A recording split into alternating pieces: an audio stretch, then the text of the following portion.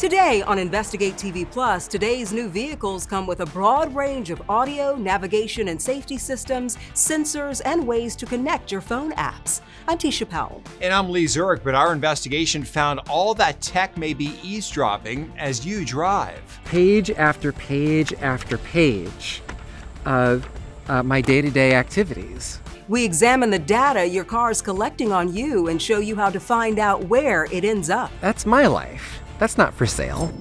Plus, state backlogs can leave families waiting months, even years for health care. And I'm like, yeah, we're gonna get you lots of help in a decade. Oh, thanks. We reveal why this mom was told her child could almost be a teen by the time she sees care. And we explore some programs looking to solve that gap. Then, tackling gender stereotypes. We put our blood, sweat, and tears into this. We are the trendsetters. We are the groundbreakers for this game. Meet the women inspiring the next generation on the gridiron. In-depth stories that inform and inspire. You're watching Investigate TV Plus. When you hit the road these days, it's not just you in the driver's seat. Modern SUVs are computers on wheels. Every car right now is a smart car. Every car is connected. Modern cars can track every acceleration, brake, and turn, as every tap, every conversation in a quarter mile, turn right onto Glenway Drive is collected and stored. Analysts predict by 2025, more than 400 million cars will connect to the internet. It's all to improve your driving experience, but it also raises questions about what happens to all of that data. Investigative reporter Rachel DePompa shows us what's being tracked and why as calls for consumer privacy grow. Traveling through his favorite corners of Ann Arbor, Michigan, Ryan Bates discovered his new electric vehicle. I drive a 2023 Chevy Bolt. Wasn't just getting him here or there. I can see here when they started spying on me. On page 33, the first report was on November 7th of 2023. He'd seen a couple of news reports that his 2023 Chevy Bolt EUV could be collecting information about him. So he reached out to a company that collects data, LexisNexis, to find out what it had. This is what LexisNexis sends you. It's page after page after page of my day-to-day activities. And that's my life. That's not for sale. This is just one page Bates shared with us of his 200-page report. It shows in December of 2023, for example, he accelerated and had a hard break. Was I braking hard because a kid ran into the street? Or was I braking hard because I'm a bad driver? This report doesn't say any of that. Have they given it to my insurance company?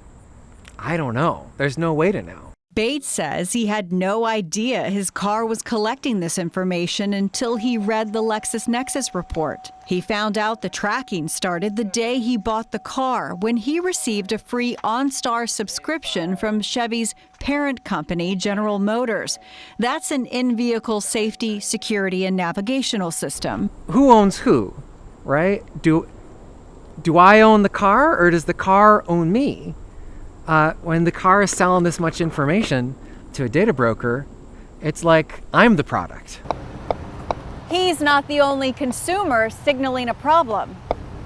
The Texas Attorney General is now suing General Motors and OnStar, saying the companies have unlawfully collected, used, and sold the driving data of more than 1.8 million Texans. And there are multiple class action lawsuits filed. One started in Michigan and was transferred to Georgia. There's another in Florida. All of these lawsuits claim insurance premiums for consumers shot up after erroneous and negative driving information was illegally supplied to insurance carriers. So far, GM and OnStar have denied all the claims, and GM announced in April of 2024 it severed ties with LexisNexis. Newer cars are now smartphones on wheels. There are sensors, cameras, and GPS collecting data. It's called telematics, and it's essentially the way your vehicle now communicates with the outside world, allowing your vehicle to store and transmit data in real time. When you talk about it from a privacy perspective, telematics are a scary thing for consumers in many respects. But when you talk about it from a safety perspective, it's critical. Michael Brooks is the executive director for the Center for Auto Safety. The nonprofit's been around for decades, monitoring the auto industry and the government to make sure consumers are protected on the roads. He says the information, if anonymous, is a game changer for safety because it can monitor speed, acceleration, and braking, which are critical as manufacturers develop more self-driving features. Though, he says, that information, out of context, doesn't drive home the full picture. It's actually mind-boggling how much data they're collecting. I mean, some cars are collecting, 1,000 data points every millisecond. That's a ton of data that's being uploaded to the company. In 2017, only 6% of cars were connected to the internet. In 2023, that number jumped to nearly 31%. And LexisNexis forecasts by 2027, almost half of vehicles in the U.S. will be connected. Unfortunately, right now in America, there's very little law around who controls that data. The consumers don't have a lot of rights in law that says this is your data and you can control it. Senator Jeff Merkley from Oregon just filed the Car Privacy Rights Act for 2024. He wants to ban car manufacturers from sharing or selling any data collected from a vehicle and require all car manufacturers to allow consumers to easily opt out of data collection. As Ryan Bates navigates the findings of his own report and where his information may have gone, he's urging Congress not to hit the brakes on stronger consumer protection laws. The solution here isn't buy a different car. The solution is we need laws to stop this. We need stronger consumer protections so that people who go out and buy a car don't have to worry that it's going to spy on them.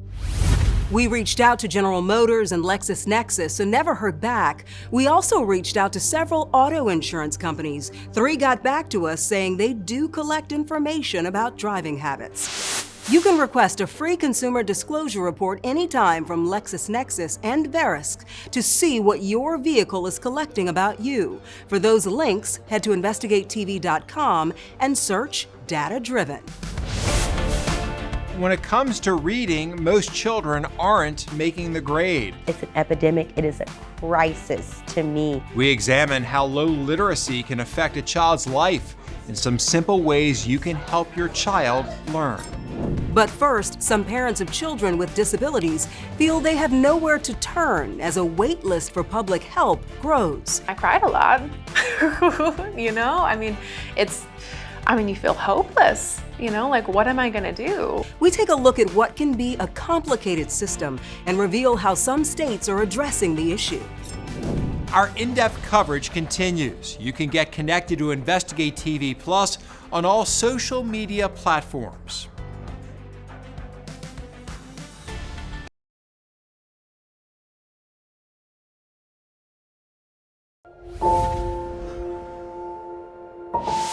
According to the most recent census data, more than 3 million children in the U.S. have a disability. For perspective, that's the same number of people who live in the state of Arkansas. For children who are uninsured or require additional care, they may need a Medicaid waiver. A waiver is used to suspend certain Medicaid rules. For example, the most common waiver for children is the way income is calculated. Since most children don't have any income, most qualify regardless of how much their parents make. Each state has its own waiver system. But experts say many don't have enough funding or staff to support everyone in need. According to the health research nonprofit KFF, in 2023, 38 states reported a wait list for Medicaid waivers. That year, people on waiting lists were on standby for care for an average of 36 months. In one case, we found a mom in Kentucky who says her daughter will have to wait up to 10 years for care. Investigative reporter John Bowl explains why and shows us the real-life impacts of waiting for a waiver. I cried a lot. You feel hopeless. What am I gonna do? What am I gonna do? Kimberly Hurt cried in hopelessness after learning she qualified for a waiver for state help with her daughter, who she says has severe autism, but the wait list for what's called a Michelle P. waiver is running 8 to 10 years. Well, you can call every, year or so and check and see where you are on the list. I think there's like 5,134 kids ahead of her when I checked, something like that. Especially for kids on the spectrum, early intervention is really important. You're like trying to turn a ship, and the faster that you get that turn going, the better your long-term outcomes are gonna be. So you really want to get this started as quickly as possible. And they're like, yeah, we're going to get you lots of help in a decade. Oh, thanks. That's right. According to Sheila Schuster of the Advocacy Action Network, which tracks all this, the wait list for Michelle P. waivers has grown from 8,300 in November of 2023 to 9,200 in July of 2024. And the overall wait list on Michelle P. and other waivers for special needs kids has grown from 12,723 to 14,849 in the same time frame. If we are going to move that wait list, I mean, you're talking big bucks. I mean, you're talking about budget-busting numbers there. So it really boils down to what kind of value people, place on supporting those folks. Dr. Terry Brooks of Kentucky Youth Advocates says the state budget isn't about dollars, it's about priorities. This is a very vulnerable population. And so the question for the General Assembly and the question for a governor is, where do the needs of this population rate in your priorities? How does this compare to roads or a battery plant or other kind of social issues? But when you talk about 750 spots out of more than 9,000, you're kind of spitting in the ocean. Good job! Kimberly's daughter was diagnosed at age 2. She got her on the waiver list immediately. But the way things are going, by the time she receives help, she'll be 10 or 12 years old. Brooks says that's a world of difference. Working with that 2 or 3 year old, hoping to get them on the right course so that by the time they're 10 or 12, they've made those adjustments. They have a shot at a better life. Delaying that for a decade pretty much dooms that little boy or little girl to a life of dependency and deepening disability. I mean, we can't make the children come along developmentally. Like, that is a thing that will happen in time or won't, we don't know. That's not a fixable problem. But giving people the help and support that they need is a fixable problem. And in a life full of problems that you can do nothing about, the fact that there's one that we could fix and we aren't says something really terrible about our society. State waiver programs can be complicated to navigate. Kidswaivers.org is an online resource for child waiver information in all 50 states and Washington, D.C. It's not affiliated with state programs. Rather, it offers comprehensive information about each state's system. Still ahead, they go from moms on the sideline to pocket passers on the field. We introduce you to the women with a passion for the pigskin. Mom of 7 who all play sports, real big with playing football. But first, busting a rhyme during story time. What you got? We introduce you to the man on the mic and his mission. You can watch Investigate TV Plus anytime, streaming online. Get the app for Roku, Amazon Fire TV, and Apple TV. They're free to download.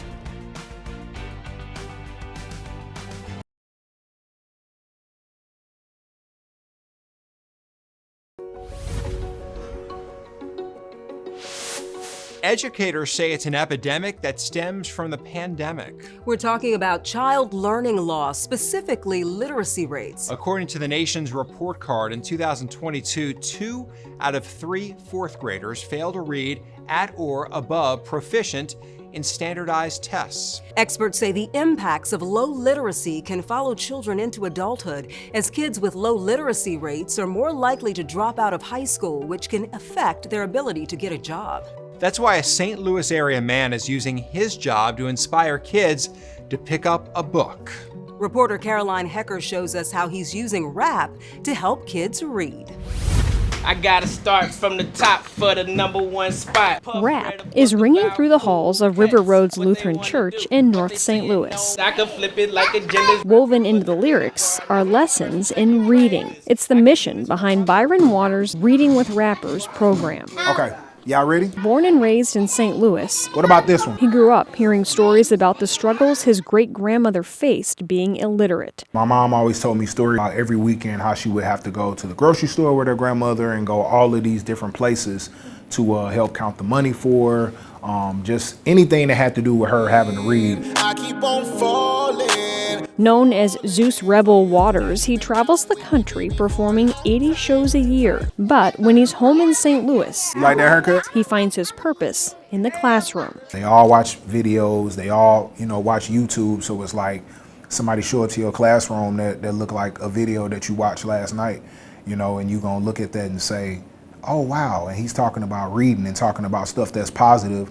Maybe it may make you say, well, I can still look this way, but I can be totally different. His mission is one teachers and parents say is desperately needed. It's an epidemic. It is a crisis to me. As a language arts teacher, she says the pandemic wreaked havoc on children's education. Now, they're falling even farther behind. It is not uncommon to walk into a classroom and the majority of the students be reading at a level that is completely below where they're supposed to be at. That's where she says parents come into play. You may have a seat. Helping to reinforce what's being learned in the classroom. It's something Janet Wood takes seriously with her kids at home. We read when we're driving. I have flashcards in the car, and it's just an everyday thing. So if we say stop, I'm going to say S-T-O-P. Say Geo picked that up. I'm just going to spell things out. Jaquita Dorsey's daughter is in 2nd grade, in the thick of learning how to read.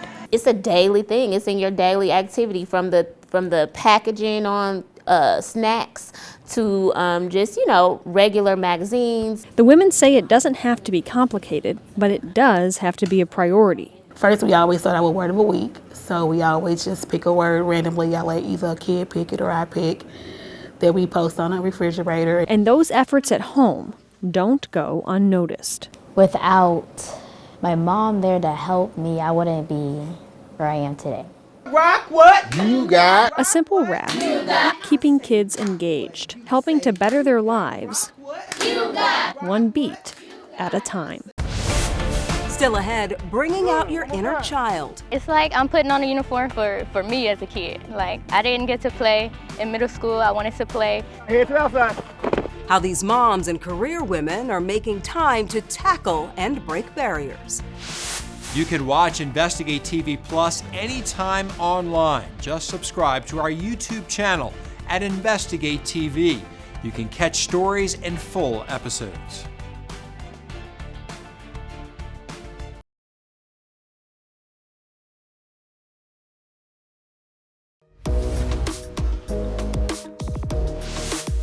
When it comes to finding time for your passion, a group of women in Tennessee is a good example. They juggled careers, motherhood, and athletic pursuits in their first season playing in the U.S. Premier Women's Football League. Reporter Lauren Wall shows us how. Ready! Football is a way of life for the Tennessee Enforcers. Set!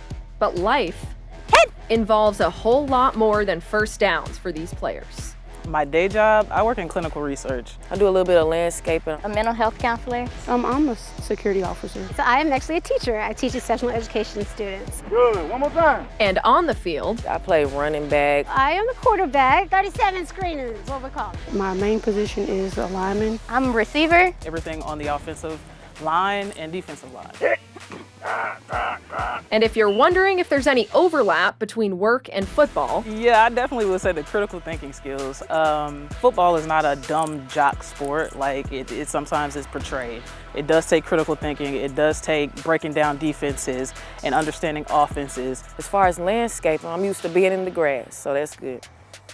For these women, the grass is in fact greener, strapping up to play tackle football, a desire many of them have had for a long time. Mom of 7 who all play sports, real big with playing football. So my youngest son Actually, I was the coach of his team, and then we found a team that had females on it, and my girls went, and so I've been playing ever since. It's like I'm putting on a uniform for me as a kid. Like, I didn't get to play in middle school. I wanted to play. So coming here as an adult doing it, it's like, hey, it's gonna be girls like me when I was younger watching. In their first year playing in a women's tackle football league, the Enforcers are already making headlines, bound for the championship game. But it doesn't come without sacrifice. It's been a lot. It's been a lot, especially with me being a mother of two and having to come to practice nearly every practice with my two. It has been challenging coming straight from work. I live in Murfreesboro, going home, you know, getting things straight and coming straight to practice afterwards. With every snap, throw, and catch, the Enforcers are tackling gender stereotypes Head to the outside. and proving that football is for everyone. We put our blood, sweat, and tears into this. We are the trendsetters. We are the groundbreakers for this game. I think that a lot of us are those role models for those little girls. We're women, but we're nothing to play with. A week later, the Tennessee Enforcers ended up winning their championship game against the Detroit Venom. Congratulations to them. Good. Could you imagine a son or daughter saying, I've got to pick up mom from football practice, I know. Would you let your daughters play? Yeah. You would? Okay. Yeah, Dad would like it. Dad would love it? He would love it, yeah. Yeah, I don't know. I'd have to think about that. Yeah. Well, you know, we'll see. We'll see. I know. They do love football, so never know. All right, that's it for us here on Investigate TV Plus. I'm Lee Zurich. And I'm Tisha Powell. Thanks for watching.